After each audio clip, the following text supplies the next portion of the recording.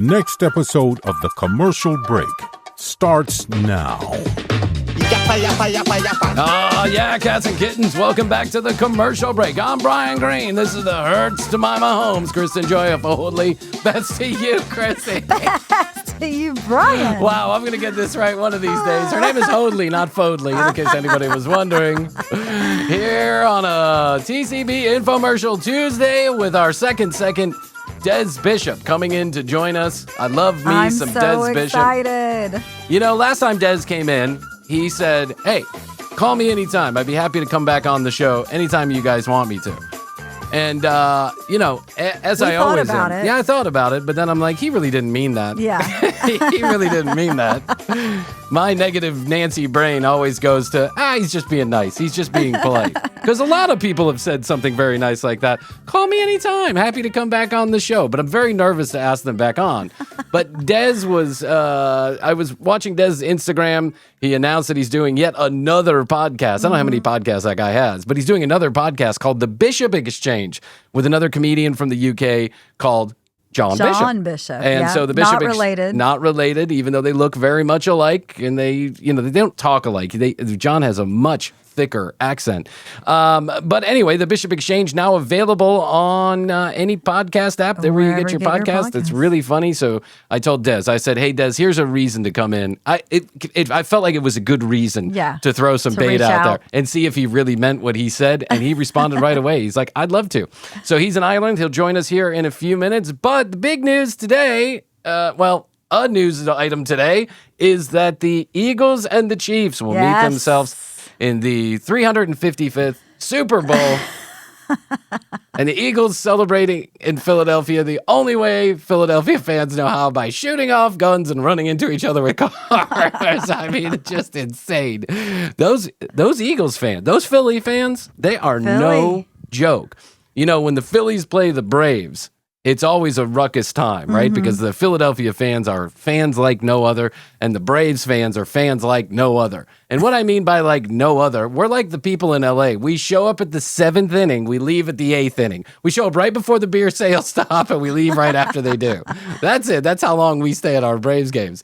But those Phillies fans are getting rowdy, yeah, they shooting are. guns off in the air. Mm-hmm. Some guy shot a gun in the air. I was just watching a video. He shot a gun in the air, and the girl was like, "Ow, you hurt that? You know, my ear. That's a gun. Don't shoot that in the air." And he goes, "I don't give a fuck. The Phillies won, or the Eagles won." And I'm like, "You don't give a fuck? Okay, all right. That's the way it is." I guess. So who are we going for? The Chiefs or the Eagles? The Chiefs. I only know this because I watched a brief period of the Chiefs game a couple nights ago. Oh, you did? Yes, I did. I watched the whole thing. I was rooting for the Bills, I have to say. You were rooting for the Bills? Mm-hmm. Why? Just anti-Chiefs? Well, I have a good friend. Who lives in Buffalo? Who's from Buffalo, and he's really rallied our friend group. Don't think I've ever met someone from Buffalo. Oh, yeah. I went to their wedding up in Buffalo. I've been to Buffalo. Did you like Buffalo? I liked Buffalo. Buffalo was nice. It was? Yeah, it was. Really? Uh-huh. Oh, okay. All right. Listen, I have never been myself, so I don't want to talk shit about Buffalo. But I know it's up there, that it's cold. It is, upstate New York. The Buffalo Bills very are a close storied to Niagara football Falls. team. Yes, very close to the falls. Did you go to the falls? I did. What'd you think? Yeah, loved it. Yeah? Mm-hmm. You think you can make it over in a barrel? You think you can make it over in a barrel? No, and I can't believe that people did that back in the day. People do it all the time. No, not still. And there was a guy like 3 years ago who went over in the barrel and didn't make it. They don't allow that unless it's part of. Well, I don't think unless it's been allowed. Right. They don't allow it. Right. The guy just went. He just did it. Yeah, but he didn't make it. So he didn't make it. So there you go. But the Chiefs won. It was a close game. It was a good game. It was a good game. I watched that's what I was watching, the very end of it. So now I know from one of the announcers that if the Chiefs win this Super Bowl, they will be the only three-time champs, three-peat champs of the Super Bowl ever. Mm-hmm. Listen, that Patrick Mahomes, he's really good at what he does. He is. He's really good at what he does. He's got swagger, but there's a reason for it. And so their coach is great too. And so is that girl that sits up in the stand. What's her name? Taylor Swift. So is that girl. I didn't see one Taylor there. Swift sighting though. Yeah. But I was kind of watching the game with my Okay, I head saw turned. it. They showed her up in the Look box. at you doing. Does Jeff like the professional football? Yeah, well, he's does all this fantasy stuff, which is over now. At the end of the season, they're over by now. But, God bless you. But yeah, he does all. I'm thinking about doing the fantasy team next year myself. No. Just to get into You're gonna go fantasy football I think on me? I'm gonna go fantasy football. When you do fantasy football, please explain to me exactly how it works. I Because will. I was the vice president of marketing for a fantasy football company, and I could not tell you 1 inch. I could not tell you 1 sentence about fantasy football. Not one. I would go to conferences. I would speak in front of people. Really? I would market the And company. you had no idea Had how it no worked? clue. Had never played fantasy sports in my life. Didn't start when I worked there. Never did it afterwards. And I was the vice president of marketing for the fantasy football Wow, company. you really were getting into your job. Well, you see how well the fantasy football company did. Currently employed by that fantasy football company. We marketed it right into the ground. When you hire the guy, so the guy comes to me and he says, "Hey, listen, I'm starting this company. I know a couple of tech geeks and they've built this Yeah. platform and it's really great. And, it's all the rage and fantasy football. It's going to change the world of fantasy football." And I was like, great. And he's like, "So I want you to be the marketing guy. I want you to head the marketing department." It's a startup company and they just gotten funded. And I said, "That's great, but I got to tell you one thing. I don't know the first thing about fantasy football, never played it." And he's like, "I don't think that really matters. I think you could probably market our company as well as anybody else out there." And I said, "Okay, well, if you're going to pay me, sure, why not?" And I didn't even ever take the time to get educated about fantasy football. It was a short-lived job. Not Yeah. because I was bad at my job, but because the guy who ran the company was bad at managing all that money that people gave him. Owning it. Yeah, well, it takes all kinds, Krissy. Takes all kinds. Well, when you get into fantasy football, let me know. But we're not talking about football today. We're talking about Des Bishop. His brand new podcast, The Bishop Exchange. He, of course, is on burner phone with his wife, Hannah. And you can catch him, if you're over on the other side of the pond, on tour currently. In Ireland. Yep, desbishop.net. You can check out those dates in the UK and in Ireland. And then he'll be back here stateside in the spring. He is one of my favorite comics. He is genuinely a nice guy, and we are so pleased that he has decided. We are so pleased that he was not full of shit, and he in fact agreed to come back on a second time. So our good friend, and we call anybody who comes here twice a good friend, That's right? right. So far we have two good friends, Reggie Watts and Des Bishop. Our good friend Des Bishop joins us through the magic of telepodcasting as soon as we get back from this break. What do you think, Krissy? Let's do it. All right, we'll be back. All right, keep going. Des Bishop back here with us. Welcome back. Welcome back, Des. Thank thanks. you for coming on board. We really appreciate it. We all woke up last week, Thursday, I opened up the Hollywood Reporter, Huffington Post, Daily Beast. I saw the big news that Des is starting his 5th podcast. It was front page. Flashed all over the front page. Des is starting his 5th podcast, The Bishop Exchange, with not his brother, John Bishop. But I swear, when you made this announcement, I ran to Astrid and I go, "Hey, Astrid, did you know that Des has a new podcast with his brother?" Because Yeah. you guys, not only obviously you're from across the pond, you have the same last name, but you kind of share a little bit of a resemblance, you and John Bishop. A little bit, I think. Oh, 100%. Like, we could have absolutely just said we were like first cousins from the Yeah, jump, family. Yes. and people would have believed it. I do have a brother in comedy, Aiden. But actually, if you see Aiden next to John, I mean, they're very similar. We're convinced that there's some crossover genetically, but really, it's just a funny coincidence that we're quite alike, Yeah. But he's from Liverpool. I mean, I'm from Queens, but living in Ireland. But anyway, we always had this funny bond over our name, and we're like-minded guys. You are. Yeah, you're like-minded. You're of the similar age, and you're running around you're playing in the same playground, essentially. So tell us a little bit about your boyfriend, John, because maybe the people over on this side of the pond don't know as much about John as you do.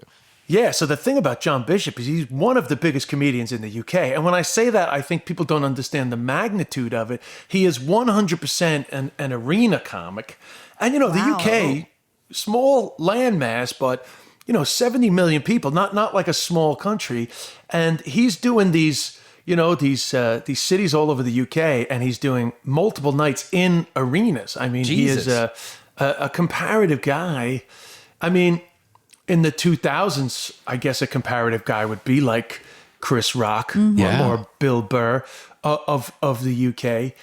And also in Ireland, like he actually, I broke out in Ireland before him, but then he's huge in Ireland too. So he's really like Ireland and the UK, one of the biggest comics. But lately, he has had an itch to do more stuff in the States. To come over to the States. Yeah, and he's been recording stuff in the States, and he's really fascinated by the challenge to him of like leaving essentially like stardom to anonymity, which was part of his motivation for starting the pod, because he just basically wants to cross over.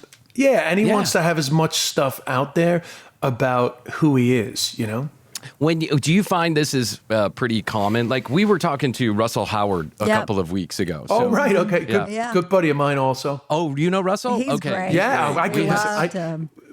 We all go back, actually. We're all the same vintage. John is older, but only because he started comedy very late. He didn't start comedy till he was 36. Russell and I would have started at like a similar age. So like we go back to like playing football, soccer at the Edinburgh Fringe Festival. Me, Russell Howard, John Bishop, Daniel Kitson, John Oliver. John Oliver. Like all of us. Oh, the Flight of the Conchords.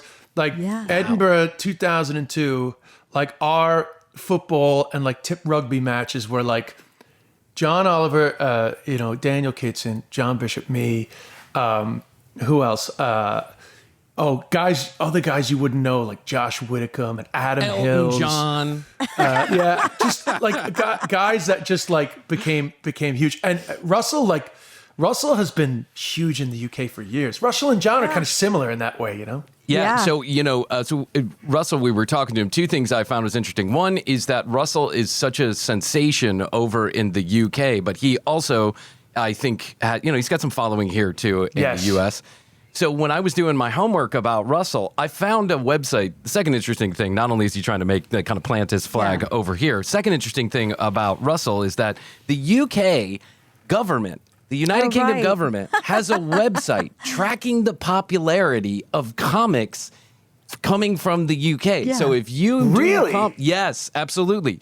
And so go ahead. Sorry, I'm the producer. I did my research on your research. That is incorrect. What do you mean? It's not a government website. It's UK.gov. It's just called YouGov. It's not UK.gov. Okay, great. Well, so there's a website tracking the popularity of comics over there in the UK. And I found this to be so extremely interesting because some of the people that were high on this list of comics, I don't know how it gets voted. I'm sure it's just people voting online, is like third call actors from Benidorm, the show Benidorm, were like higher than Russell Howard. And I was busting his balls. I'm like, yeah, but are you more popular than the show Benidorm? And he was like, oh my God, I can't believe this. There's a website out there. So now I'm going to do my research on John on that same website, and I'm going to see just how popular. So is this the popularity of UK acts in the States, or just the popularity of UK acts in general? Popularity of anybody that was, I guess the criteria for this particular website was British-born comics doing the circuit around the UK. So it's really just about British comics. And it was just such a funny website. And then they had all this information as to who they were popular with. Yeah. Female, male, what age group they were It was like it was a really interesting website. And at the time, because it says UK Gov, right? I thought it was an actual like UK. Yeah, but YouGov is a polling. It's a polling thing, right? Yeah, it's just a polling thing. Yeah. It's just a polling thing. So where do you and John record the podcast? Are you guys in the room together? No, only that first one because he was in New York and I was in New York. But no, I left to Ireland actually the next day, and then he went back to the UK the day after. So we're just recording remote. So we're stuck. We're stuck with the remote stuff for now, but we'll try to get together when we can. But. Yeah. Okay, so the Bishop Exchange is the name of the podcast. Mm-hmm. Go check it out. We've listened to the first couple of episodes. Become a member of the congregation. Become a member of the congregation. But he also wanted the other useful nature of the word exchange, because we were just looking for like a bishop name, but he wanted it to be like cross-cultural, like he wanted that to be part of it. He wanted that transatlantic bridge. Yes. I like it. Yeah, but it can be hard too, because like I think it will be harder for us to truly get the Americans to plug in, because the British people love chatting about America. Like they love chatting about American politics. And it's not that Americans don't like chatting about British politics. They just don't know. We don't know. No. We So don't know. it's We're like- confused. We don't. Yeah. On one side, you're talking about something everyone has an opinion on. On the other side, it's like, let's educate America about Britain. So we'll see. We'll see if we can manage to bridge, to make that bridge. That's one of the challenges. Well, I have noticed, as a guy who follows your Instagram, I have noticed that you've been conspicuously absent from the United States for the last couple of months. Have you purposefully fled over there back to Ireland? No, Is there any reason? I have actually been in the States until last Tuesday. So I did not do, I was not one of the only people that said if Trump gets elected, I'll go. Because number one, I didn't say that. And number two, nobody ever actually goes except for Ellen Right. DeGeneres. Who Yeah. was, let's face it, she was fleeing like so much stuff, you know? Yeah. She's getting hatred. She's getting hatred from both sides. So That's right. Anyway, no, I had this tour planned for quite a while. I'm here for 7 weeks now. But no, I have been I have been in the States.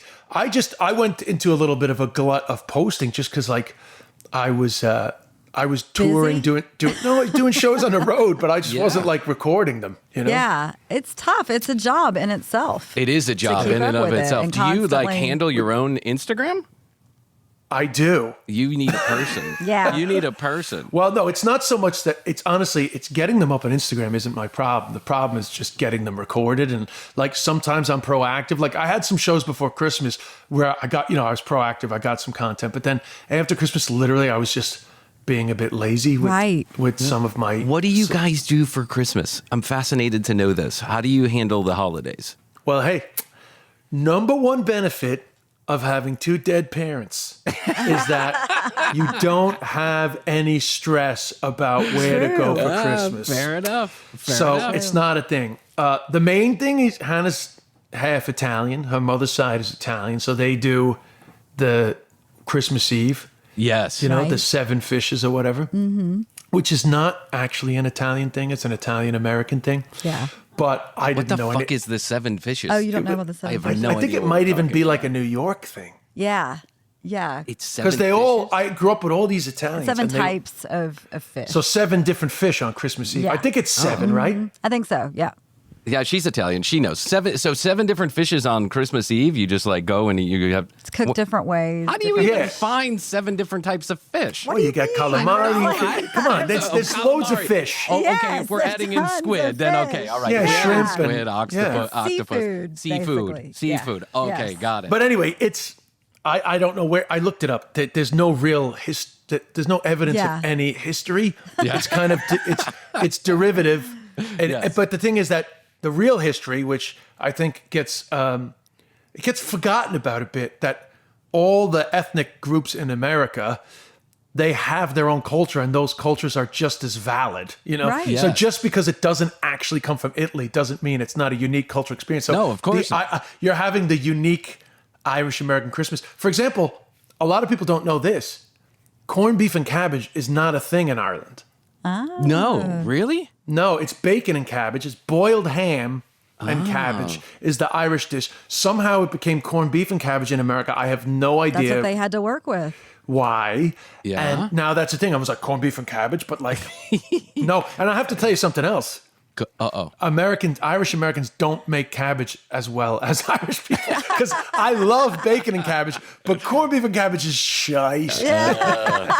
My dad made this all the time when we were kids. He made corned beef and cabbage. As an Irish descent. Yes. Of course, not Irish. Of Irish descent, living in Chicago. That was the thing. Corned beef and cabbage everywhere. I fucking hated that Yeah. dish. It was Yeah. disgusting Doesn't sound good. to me. But as an adult, I have had other people's corned beef and cabbage. It's not bad. Sorry, Dad, you made it like shit. Yeah. Well, yeah, and my grandmother was from Ireland, like a proper strong Irish accent, but she did adopt we used to have corned beef and cabbage in her house, on St. Patrick's Day. That was like Okay. That That was was the always the thing? thing. But Yeah. we'd march in the parade, and then we'd come home and have corned beef and cabbage in my grandmother's house. So is it fucking cold over there? I was thinking Yeah, about what this is the this morning weather? when I realized you were over in Ireland? Yeah. Oh no, it's colder where you are. Like we have. Oh no, sorry, you're in Atlanta. Right? Well, actually, you had your own. Oh no, it's cold. Yeah. Yeah, you- we just had snow. You had some snow there. I caught a little bit of that sort of.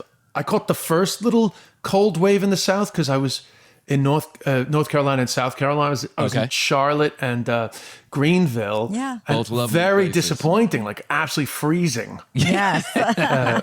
yes. So that was a letdown. But then I was in Minneapolis, which was absolute torture when I was leaving. But no, here, honestly, Irish winters are like cold, but like on the mild side of cold by proper American winter standards. Yeah. But I did come back the day before one of the worst storms Ireland's had in a long time.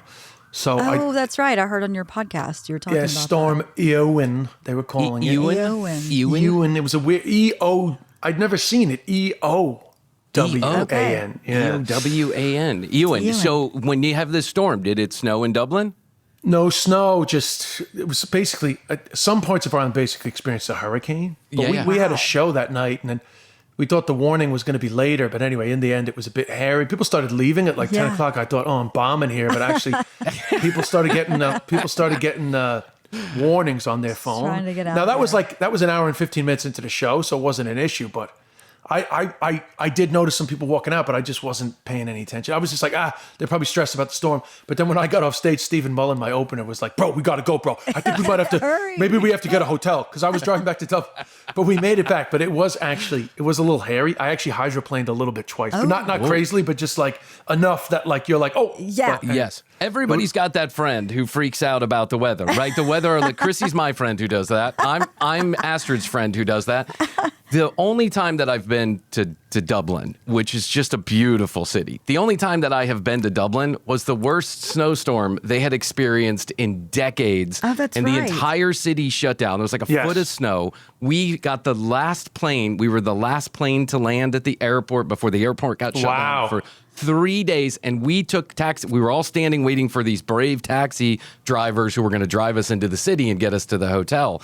That car was moving from lane to lane without any effort whatsoever. It was just sliding all over the place. The poor driver had no idea how to drive in the snow. Astrid and I were shitting ourselves in the back of this taxi cab ride, and we ended up getting stuck at a hotel. Everybody, people were sleeping on the Right. floor. They were trying to feed them and give them water. This happened. This went on for like, I don't know, 4 days we were stuck in this hotel.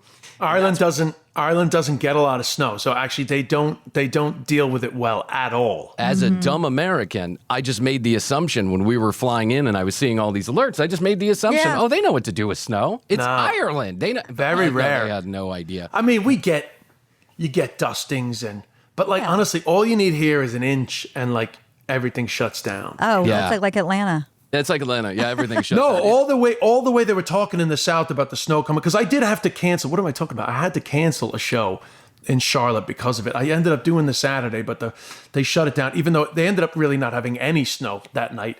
Yeah. But they basically deal with snow the same way in Atlanta where you are as they do in Ireland. There's no Shut difference. it down. Yeah, shut it down. And the only thing that was open were the bars, and so that's what we Yes. did. We walked to the. We walked to It's the kind of fun though, and it's kind of fun and it's Yeah. kind of pretty.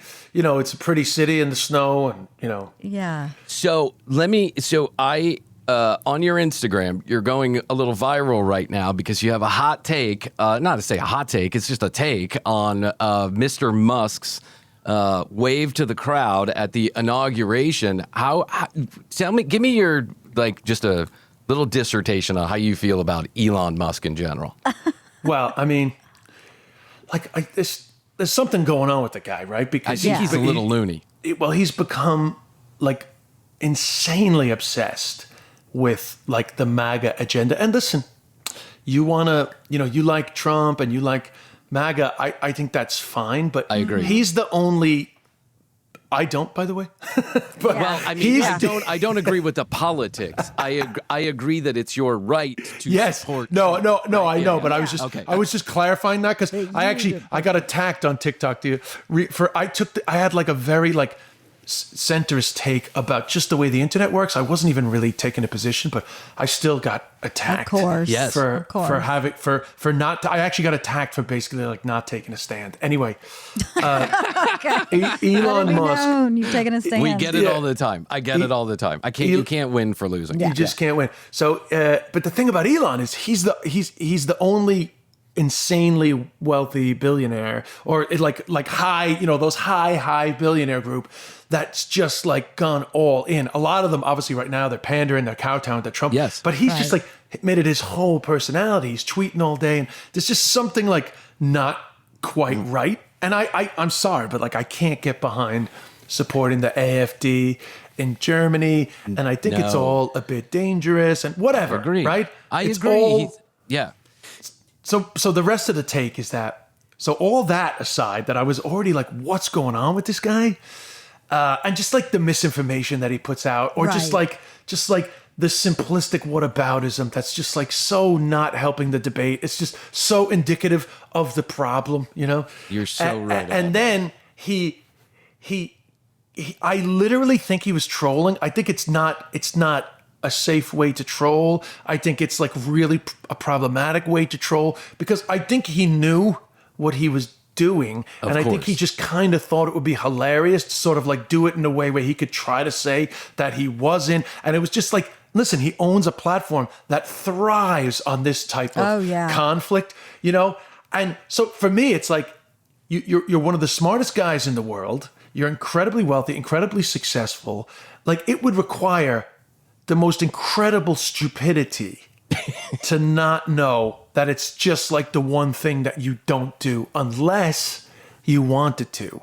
Or if you really were that dumb to do it stupidly in that way, that you wouldn't immediately come out and be like, I got excited and I'm just not great at like showing love because I didn't come from the hip hop community or something, But he didn't even do that, which shows me that he's trolling. And the whole thing is that everyone jumps on it. You're saying he's a Nazi. It's like, no, I mean, I'm not really saying he's a Nazi. I mean, he's showing like fascist tendencies, or like he's showing like to be at least slightly enamored with fascism. I don't mean fascism like Hitler, Nazis. I mean fascism historically, okay? Because there's been many, Pinochet, Franco, there's been plenty of Stalin, and there's across all sort of, parts of like economic belief systems, there has been fascism. So I'm not saying, he's like Hitler, even though he happened to do the Hitler salute, but he has been flirting with fascism. But I don't think he's really like a Nazi, but I do think that he was trolling. Part of me wonders, and I agree with you on this. I don't think he's I don't think he's a Nazi, right? I don't think that's like, I don't believe that about Elon. I believe that he is trying to be the most retweeted guy that particular day on his own platform, and he's trying to say to the other side of the aisle, fuck you, we can do what we want, we're back in power, take that. Essentially, and then I can just kind of excuse making it away. But what concerns me about Elon in general is that he seems to be losing his mind a little bit. He's tweeting hundreds of times per day. Yeah, that I agree with you. Yeah, he's at the inauguration. Clearly, he's done something. Ketamine X, I'm not sure what it is. His eyes are rolling in the back of his head. He's swirling around.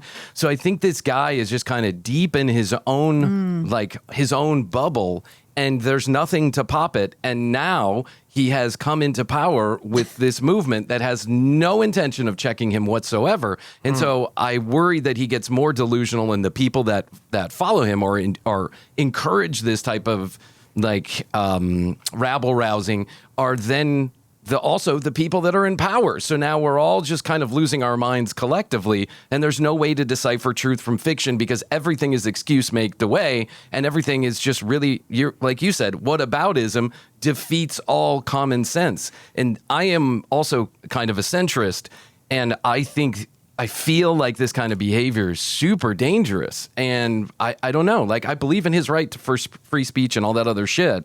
But I was saying on the show, like we shouldn't be licking the balls of billionaires. We should be helping to keep them in check to make sure that they don't get out of control and wield some intense power over our government the government is now for sale out in the fucking open, and Elon is the one that's buying it. And it drives me up a wall that everyone out there on his own platform is just excuse making this kind of behavior and, almost like God worshiping him. He's really seemed to have lost it down a ketamine hole or something. Yeah, I mean, he definitely has. Yeah, he has some hero worshiping going on because you can see by the comments, like some people are just immediately annoyed. Now, the one, I guess, like slightly, I don't know, what put my mind at ease a little bit is within a couple of days, like a calmer, more honest analysis of what went down came out. But just like the fires in LA, just like all the big stories, the first 2 days are everybody jockeying for position on the biggest take. And the biggest takes often rely on just fake news. I agree. Trump's favorite term, but he only cares about fake news related to him. He doesn't care about fake news related to anything else. But again, I'm not even just singling out Trump there. I'm singling out everybody. Everybody's using just quick takes that have not been researched. So the first 2 days of all stories I find are like not where the information is. You calm down. Like even Shane Gillis I saw had like a nuanced take on Elon. He literally said, because like, Shane doesn't take actually hard political positions. And I like Shane's take on a lot of things. And I could see a lot of the, what do they call it? There's but anyway, the brosphere, the the brosphere, podcast sphere. Yeah, that sphere. Yeah. I think largely was immediately taken because they like there's a trolldom there that they like, which is like, oh, this will irritate all the woke people that Elon did this. But eventually, like even somebody like Shane Gillis is like, it's hard to defend. Like you gotta it's all well and good to be like, what are you talking about? Of course I wasn't given the Nazi salute. Well, it's like, well, then apologize because he clearly is. Yeah, absolutely. And then the other thing I want to say is that a lot of Jewish groups came out saying he's a big supporter of Israel and he's clearly not a Nazi. And it's like, okay, I'll 100% accept that. However, you're just making the assumption that his target of hate isn't a whole new crop of people. That's right. Just because he's down with the Jews and Israel doesn't mean that he's not going to other a bunch of people and use the fascist handbook, which is we have an enemy within and we need to destroy it for the purity of our nation. That's right. Yeah. Vulnerable people become the enemy of populism, right? And that has always been the case throughout time. That's how you gather power. That's how you roll in. That's how you get the snowball rolling, and it's clear that's what's happening. So while I support anybody's right to vote for anybody, including Trump, while I may not like him personally, I support your right to vote for him. I absolutely do. I get concerned when the entire movement is based on demonizing groups of people, and on the other side also, by the way. It happens on the other side also, and I just think that it's like an unhealthy, dangerous place to be, and Elon seems to be the guy with the biggest And I had a bee in my bonnet, old school term. I had a bee in my bonnet. I love that. I had a bee in my bonnet with Elon anyway. Yeah. I had a bee in my bonnet with Elon anyway because he literally, I don't know if people were paying attention, but he was trying to rewrite the history of Hitler, which I had my antenna out for him, to be honest, which is why I had a big reaction to the salute, because he did actually try to say, oh, Hitler was actually a leftist. And he was trying to say that, because it's obviously, socialism is in the Nazi title. He was trying to use that already, it's just so, it's not even that it's debunked. It was just, it was never real trying to argue that Hitler was a socialist. I mean, his main enemies were communists. And, you're looking at the 1930s and trying to compare the way society breaks down today, and then trying to make it seem like Hitler aligns with today's left. Not a chance. It was literally rewriting history, trying to sort of fob Hitler off on the left. It's insane. A lot of people are trying to do this, Tucker Carlson, and a lot of people are bringing on apologists and saying that, it's such a complicated mess, and I agree with your point of view. I think Elon is trolling, and I think Shane is right. If you're not in fact saluting the Nazis, then do us all a favor and just say I'm sorry. Just say I'm sorry. That's all. Like, how hard is fucking that? High as shit on ketamine and ayahuasca, and I didn't know what I was doing. That's that. But they've been flirting. Trump flirted with them. You know, he couldn't come out hard in Charlottesburg. And they'll say, oh, he was misquoted about both sides. But he always has a hesitancy to come out hard against the extreme right. I don't need him to come out hard against Ben Shapiro or even Charles Kirk, for that matter. I don't need him to come out hard against them. But like people marching, you got to come out strong. Yeah. So this isn't the first time that they've given little signals. Oh, and can I just add? I know. Please. Not that political, but Enrico Tarrio gets out of prison, right? And then he's on these interviews in his Fred Perry. Like, they have a uniform, the Proud Boys. They have a uniform.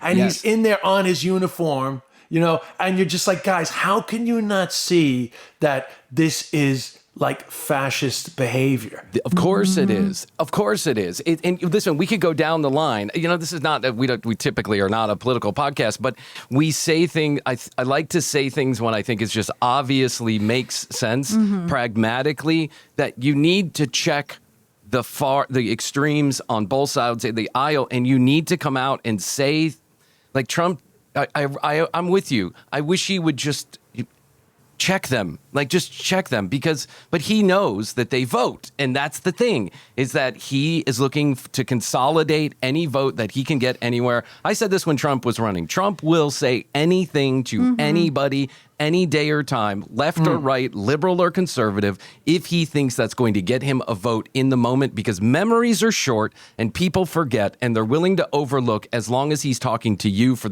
that moment. And that's the truth. True. And listen, a lot of politicians have done that throughout time.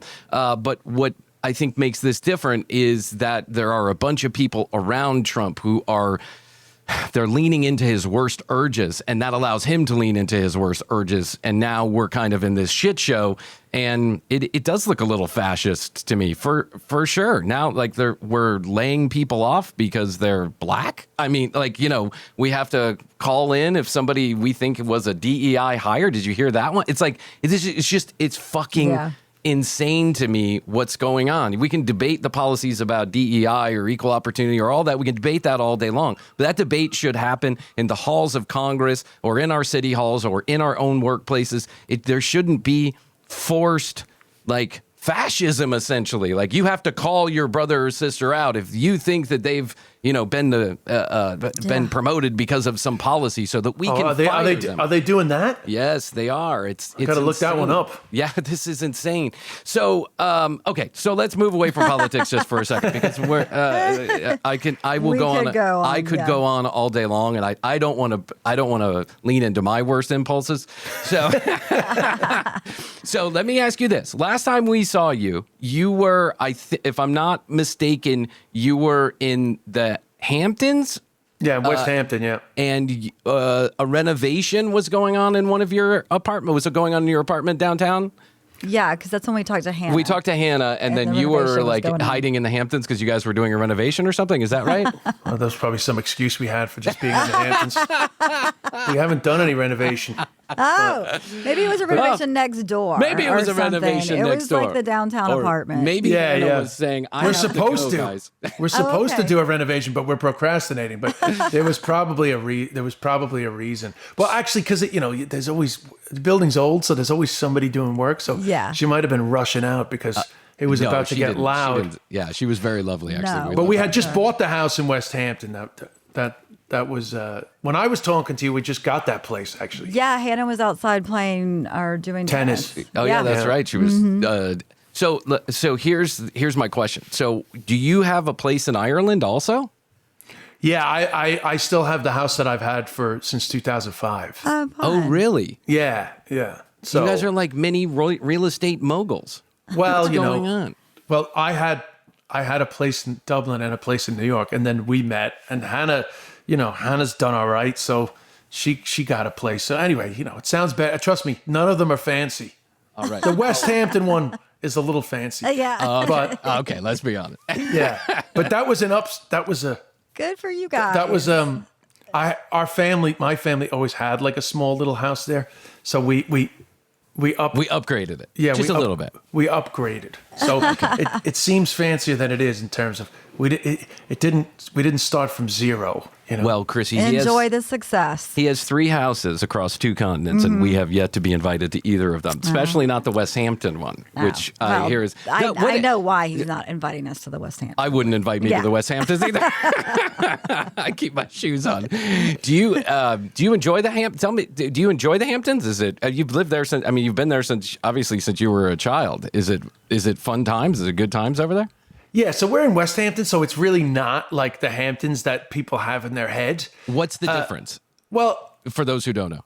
Geographically, it's just the first one. Right. Some people in the Hamptons proper don't consider it the Hamptons. They say you need to be east of the Shinnecock Canal. Ah. So you don't get the people that want to be in the Hamptons to be seen. You don't get the sort of aspirational people, but you do get some fancy people, but they're people that aren't interested in that nonsense of like we're in the Hamptons. But but like you're at the beach and the village is so cute and it has everything that the Hamptons is supposed to have. It doesn't have the status hungry people, you know? Yeah. That's nice.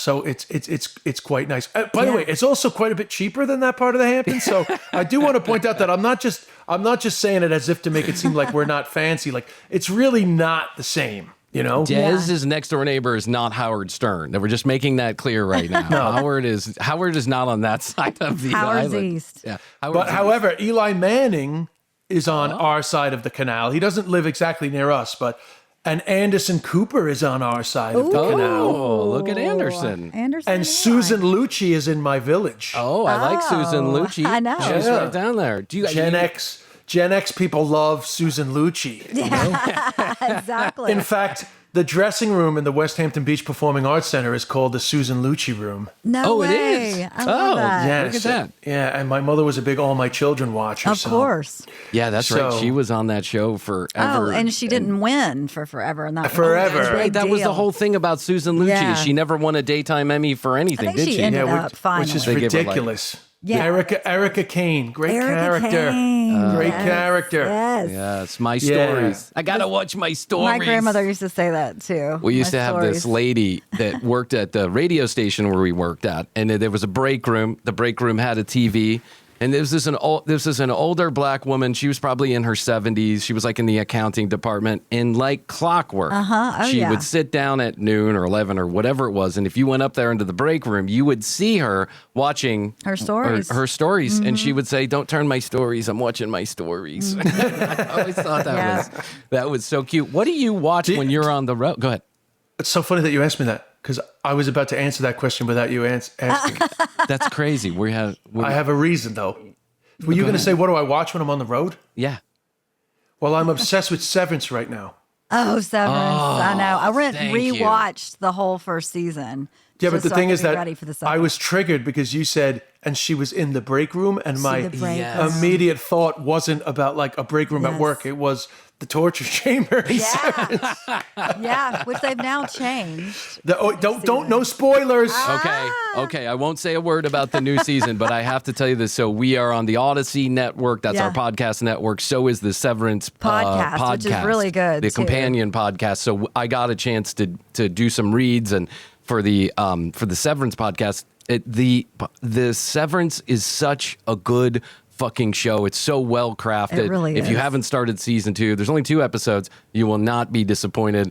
I am obsessed with this show, and I'm obsessed know. with all of the rumors and theories and there's like I'm a whole online. wiki. There's a whole thing. There's a whole thing. wiki. Oh yeah, I'm deep in it. Actually, Yes. their podcast that you mentioned has been so fascinating to me because Yes. Me too. not only did I rewatched the show along with the podcast, which was great. too. Yes. But beyond that, beyond the show, you learn a lot about like filmmaking Yeah. and casting and creativity. Like you learn so much about like the crafts associated with making a film. You know, Yeah. like the artists that make the different things that they use, the props Yeah. that they use. Like it's really fascinating to particularly with Ben Stiller, the detail I agree. that goes into creating this world. And every now and then just you just get a perfect combination of cast and story and director. And I think this has the potential. Obviously, plenty of shows have disappointed long term.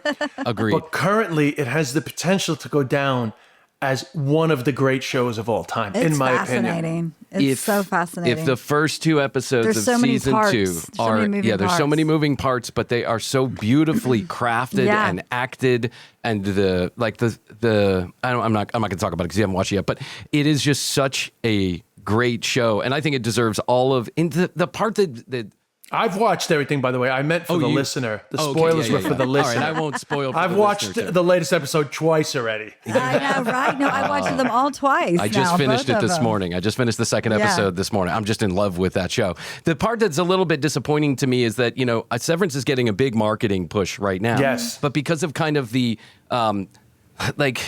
the disparate nature of cable and streaming and all this, I don't think Severance has the kind of audience that, say, a Breaking Bad did, or Sure. Well, stuff everything's like so that. fractured, Yeah. yeah. So I so encourage everybody to go watch Severance. I had a friend who was like, "Oh, I watched Severance, but I just didn't understand Well, it." And I'm at like, "You're not first- supposed to understand. Well, yeah, You're not I mean, supposed to I understand remember everything. That's watching not the it for point." the first time back 3 years ago, and I was like, "Whoa, this is depressing," and I didn't know what to make of it. But after about the third one was The third episode, you got into it. third, fourth episode was when I was like, "Whoa, I can't wait to see what happens next." Then when you start to kind of, because it's so different. Yes, it takes 3 eps. It's so different. But it Yes. requires, it's a complicated story, and it requires those first 2 eps. Yep. But the thing is that even in the first 2 eps, yes, there's a lot going on, and it's a bit slow, and you're trying to figure it out. But even within those eps, you're just in this insane world that Yes. is just fascinating on its own. Yeah. Just It's from the it's so concept of it. visually stimulating. Yeah. It is. And mentally stimulating to try to figure out what's going on. You know, Yeah. in the second episode, how the Helly is Helly is walking through the glass hallway. yeah. It is shot visually is amazing. so visually stunning. It's amazing. I just absolutely Helly. loved it. I love them all. Have you watched the show Say Nothing? Oh on yeah, Hulu. you're this is a controversial show. Is it I wanted to ask you how it was received. How Well, did you? It's received differently in different communities. Yeah. You know? Yeah. Now I have to tell you that I know Jerry Adams, and I have interviewed him. What? Yeah, so I'm going to go on the record right now and say that it's a bit of a hit job on Jerry Adams, and I'm not saying that some of the like the Troubles was very complicated. You're Of course. Say Nothing is about a very complicated time in history, and there's a lot about For what those of they're- us that don't know, what is it about? Okay, so let me just give. Oh, I'm it's gonna, not- I'm gonna give you. we need 5 episodes, man. Yeah, give me your take. Give me your take Give me first. the general. Here's my take as someone who grew up at the end of the Troubles, and as someone who my family watched a lot of the news about the Troubles, but I was not very educated. What is the Troubles? The Troubles is the Irish Protestant Catholic, the Okay. UK government against the separatists, the people who wanted independence, the nationalists. But in the north of Ireland. in the north right. of Ireland. Okay. I remember hearing about So this is specifically, this show follows the history of one woman who was a part of the IRA, and she became a manager, an executive in the IRA, and then it becomes also kind of an adjunct story is about a guy named Jerry Adams who claimed he was never in the IRA, but then became a politician in the government, and some people thought, well, he's just a member of the IRA, and he kept claiming, no, I'm not.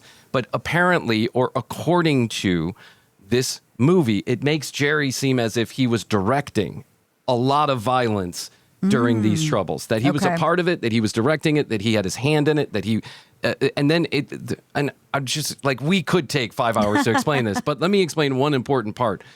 In the Troubles, there was something called the missing, which were people that went missing, supposedly because they were rats, Informers. for the UK government against the IRA. They were in the IRA, but they were Okay. ratting out Right. other IRA members. They went missing. And some people got caught up that may have been innocent and they went missing. So it makes it appear that Jerry Adams directed these people to be missing, quote unquote, right? But he has claimed all along that he had nothing to do with it, not directly. So did I get that right, kind of? Yeah, sort of, but it's so complicated. Right. But honestly, really, people just need to see it because, like, what happened to Gene McConville is like a real tragedy. Like, there's no, like, Say Nothing. What Say Nothing does well is it shows, like, just the tragedy of society breaking down into violence and how really nobody is safe from that, and that the morality, as we know it in, like, peacetime, gets extremely complicated, right? What Say Nothing does terribly is it kind of suggests that certain injustices, of which there were many throughout Irish history and many throughout the microcosm of Irish history, which is the Troubles, there were many injustices.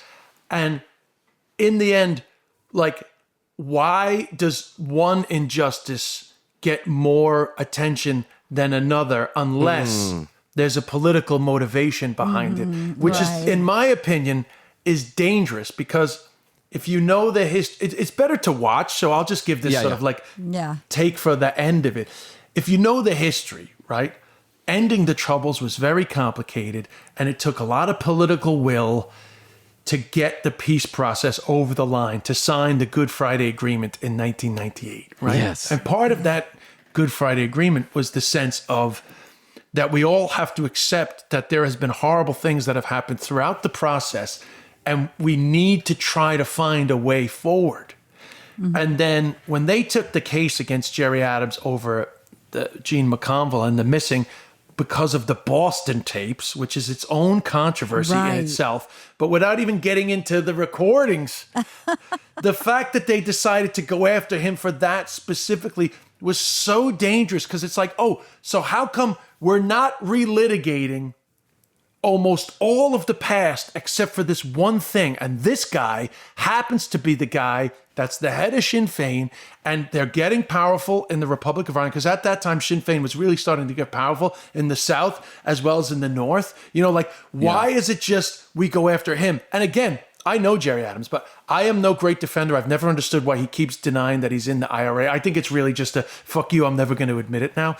But like everybody knows that he was, you know, like that it's not that part's not even that controversial, because everyone knows that he was, but he just does that for whatever reason, and that's fine, right? But like, why that one was okay to relitigate, but not all the other ones. And that's so dangerous, because you have a situation where, like, peace is so delicate. Because everyone's pissed off. Everybody has grievance. On every side of the community, there is grievance. Yeah. But now you're going to allow one grievance to surface, because you can actually just bring everybody's grievances back in, and then we're back to square one. So I thought that was a bit irresponsible. The court case that happens late in the series, Say Nothing. Yeah. However, what I will say is that it's an exceptionally good series about the worst part of the Troubles. Okay. And you'd be hard pressed to criticize anything from like the first 5 or 6 episodes. And it's very intense. Yes. Watching the suffering of Dolores Price and her sister. God. And it's very intense watching them have to do things that in hindsight are fucked up. Fucked up. And a lot of it's fucked up. I mean, the bomb is fucked up, you know, but they don't feel bad about the bomb, you know. But anyway, like, you know, it's a great series. Just the last 2 episodes are I have a big problem with them, and I did a bit of research on it, and like the people behind the Boston tapes, particularly Ed Maloney, you know, he's written a lot of different histories of the IRA, but he was very against the peace process, and he was very against Jerry Adams. And here's the thing, that the thing, it really makes it seem like there was like a divide down the middle of people that didn't want the peace process, people that didn't. Like, that's just not, that's like that's not a fair reflection.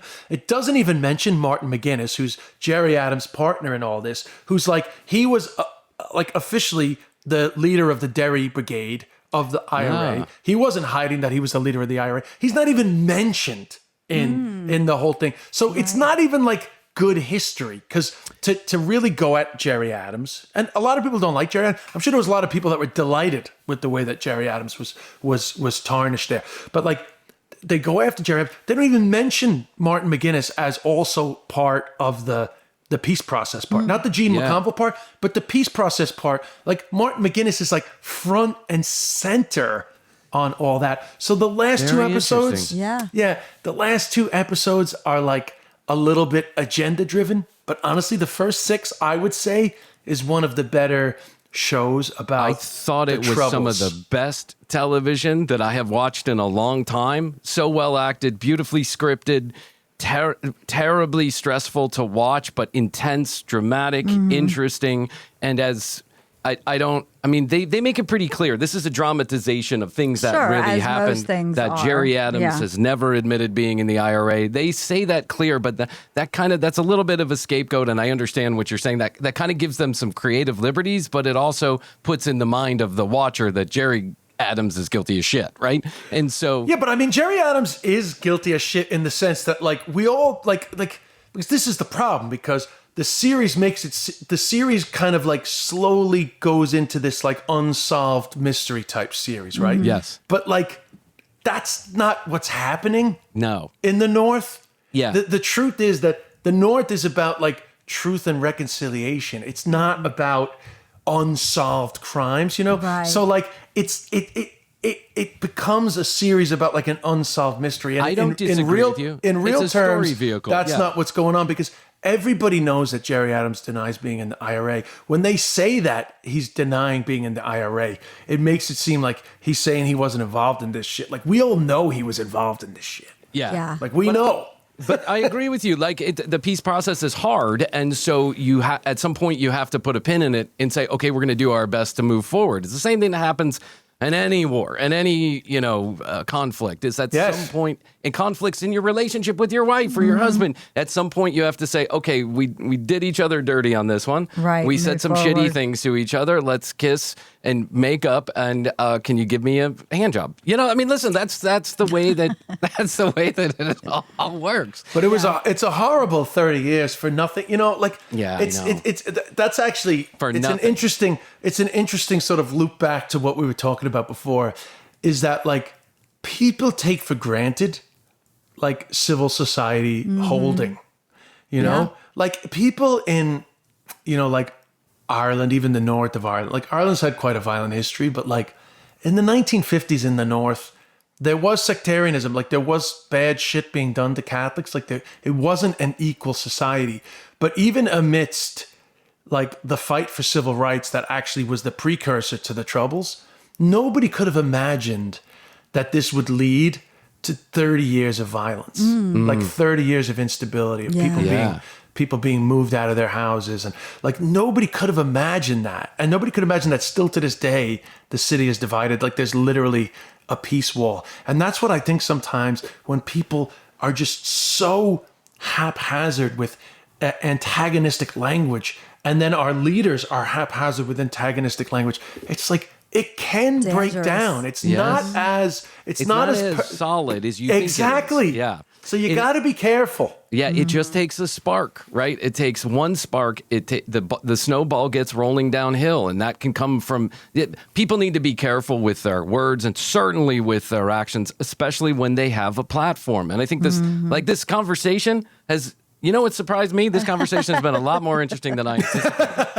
Well, actually, can I just, since we're talking about watching stuff, if you actually want to watch a movie about the hunger strikes, because I do. 12 IRA men, died. Yeah. But it's called Hunger. Michael Fassbender plays Bobby Sands. He was the first guy to die in a hunger strike. And it's very good, very intense.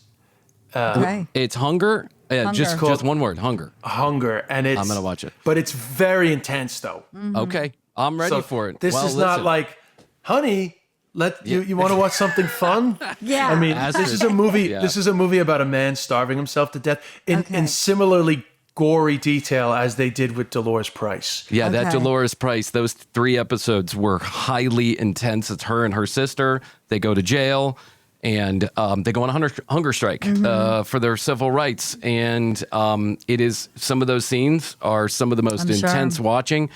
But the overall, the show, I think, is well deserved. The kudos that they're getting is well deserved for the acting and for the story making and for the cinematography. It's just really well done. I'll put it on the list. Des and the Bishop Exchange is now available anywhere that you find congregation. Join the congregation. It's available anywhere you find your podcasts. Des is currently on tour over there across the pond, but I assume you're making your way back to the States for another round of shows? Right back in March. I'm back Long Island, Phoenix, Denver. I got a lot of Atlanta. shows. They're all on my website. I need to add Atlanta. Atlanta. I need to add Atlanta. Atlanta. I was in the Punchline before, but Yeah. I haven't.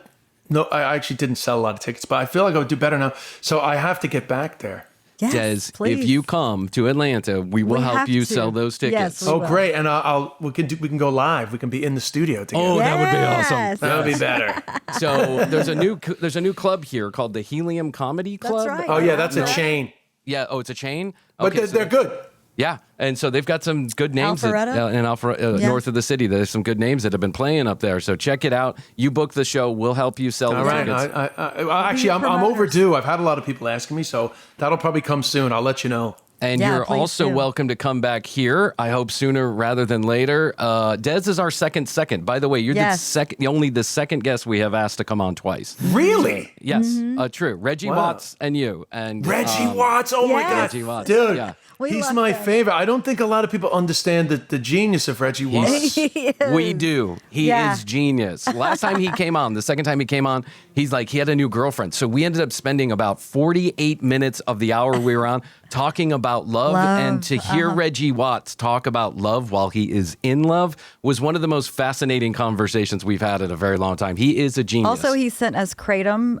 yeah, he drinks. sent us drinks. So we were all drinking that while we were talking. like drinks that get you high. Yeah. I've seen him in 3 continents. Yeah, I've seen him in great. Australia, in Europe, and in the United States. Do you guys know each other? Have you I know him, but I got to know him originally from watching him and just being like Yeah. mesmerized by what he does. You know what we should do? Des Bishop, Reggie Watts, and the commercial break That's all on exactly one, right. and we can all. And we've sit- done a few things together before because Oh, you have? I do have a secret little a couple of hip hop skills. So and I'm very open to Reggie's Yes. style of like improv, and he's such a great guy. I is. couldn't love that guy more creatively. Well, now my wheels Good are company. turning right now. My wheels are turning. Yeah. I'm going to email you because I've got an idea, an event that we have coming up, and I've got an idea. cool. That's Maybe right. Reggie, That's right. Des, and Yeah. us can be in the studio at the same time. So I'm going to email you.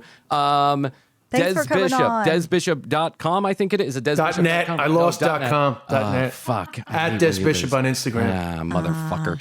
Who's sitting on your I don't URL? even know. How much I do don't they even- want? I don't. I can't even get to that part. You know? Yeah. So annoying.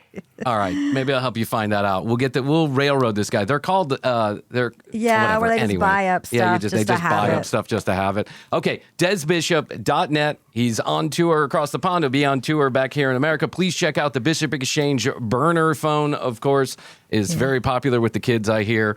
And tell Hannah we said hello. Des, we love you. We'll see you very shortly. Enjoy your tour. Thank you. Thank you. Ah, Des Bishop. What more is there to say, I love him. Krissy? What Yes. more is there to say? We talked about American politics. We talked about Irish politics. We talked about Irish politics and then American politics. It was a whole Severance. day full. Severance. We talked Yep. about severance. That's one thing we did talk about. And the non-existent renovation that Hannah told us was going on in her apartment.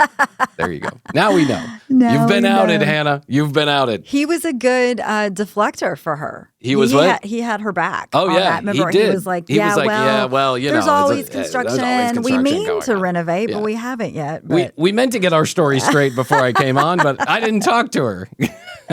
That's got to be interesting. Like Hannah is very successful at what she Yes. does. As a matter of fact, I think she just sold out 3 nights at Radio City Music Go, Hall with Hannah. Giggly Squad, her runaway podcast hit, and Des is famous in his own right, and much more famous over across the pond. then they separate for long periods of time. Like he's over there for 7 weeks. Right. That's a long time to be without your wife. I know. That's a long time to be without your wife. But part of me thinks that might work just fine. I'd love to separate from my family for 7 weeks. Just the children, not the wife, just the children. Actually, I think I'd miss them terribly. You absolutely would. I go out of town to a conference or whatever for a day or two, and all of a sudden I'm missing my kids. It's fun. That's fun. It's funny in that way about children and family members is that you think you need a break from them, and then you get a break from them, and you really don't want the break from them. Yeah, you're instantaneously missing them. So anyway, Des, lovely human being, DesBishop.net. That's where you can get tickets and information about his tour. Also check out the Bishop Exchange with John Bishop and Des Bishop. It's a good podcast. We've listened to the first couple of episodes. They're just getting started. One of the things that they do is you can actually call in live on their show, and they will take your questions right there. More information about that on his social medias. So thanks, Des, for coming in today. We certainly appreciate it. I think we're going to see him again. Yes, and I believe we'll see Des for a third time. Maybe. Hopefully. He told us he would, but we'll see. We'll see how it goes. After we just talked American politics for an hour, he might not. He's fascinating. I like hearing his point of view. I agree, 100%. Listen, everybody's got a point of view. It's okay to share that point of view every once in a while. I know that the commercial break is often a break from all of the regular bullshit, but sometimes the bullshit percolates, and you just want to hear what somebody else has to say. That's it. That's all we're doing here. Just facilitating a conversation. Look at us. Fuck you. Look at us. Yeah, look at us. Look at us. We're the new Rogan. No. No, sure. That won't be happening. All right, DesBishop.net, you know what to do. Also, we'd love it if you would check out our website. We have a .com, TCBpodcast.com. That's where you go to find out more information about the show, all the audio, all the video, right there from one location. So if you're a URL kind of person, feel free to dial us up. You can also get your free TCB swag. You're a URL kind of dude. Dial it up on the AOL. On the AOL. There's a song that my son has been listening to, and in this song, it's got the noises of dial-up. Oh, wow. It's like a sound effect. And he goes, Dad, that's what phones used to sound like, right? And I go, that's how you used to connect to the internet. And he said, with that noise? And I go, well, that's the noise it would make. He was very confused about everything. It is very confusing. I said, that's the noise of computers talking to each other. And he was like Siri? And okay, I'll just put it down. Forget it. Never mind. You'll learn when you're old. You'll hear it in the history books. Yeah, it will be. All right. At the commercial break on Instagram, TCB Podcast on TikTok. And now every single episode of the commercial break is available on video, usually the same day that it airs, at youtube.com/the commercial break. So please go, follow us, subscribe, like on your favorite videos. You know what to do. 212-433-3822. That's 212-433-3TCB. Questions, comments, concerns, content ideas, we take them all. Voicemail or text message. We'll get back to you. Join the conversation. Share if you care. All right, Krissy, I guess that's all I can do for now. I think so. I'll say that I love you. I love you. Best to you. And best to you. And best to you out there in the podcast universe. Until next time, we will say, we do say, and we must say, Goodbye.